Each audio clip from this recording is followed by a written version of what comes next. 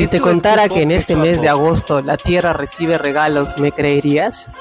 Llegamos a Cusco antes de que inicie agosto. El motivo es simple, queremos presentar el siguiente paso del proyecto junto a ustedes. Antes de anunciar la gira, las fechas y todo lo que está por venir, tenemos que hacer algo muy importante. Necesitamos hacer un Haiwarikui. ¿Qué es Haiwarikui? Podría decirse en español que es una ofrenda. Me gusta pensar que es más un regalo que se hace a la tierra, a la Pachamama. ¿Y por qué en este mes de agosto? Es un cierre y un inicio de un ciclo agrícola. Ella nos va a abrazar con su humildad y sabiduría todas nuestras buenas intenciones y hará que el proyecto se realice de la mejor manera posible. Pero antes de hacer el Haiwarikui, ni bien llegamos a la ciudad de Cusco y decidimos hacer algo, ir a comulgar con la naturaleza. Es algo que por lo general hacemos. Bien llegamos a la ciudad antes de entretenernos con sus maravillas para poder